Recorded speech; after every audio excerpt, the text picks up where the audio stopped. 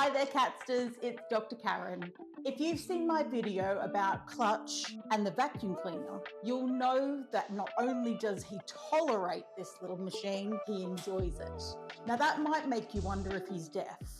In fact, the opposite could be said to be true.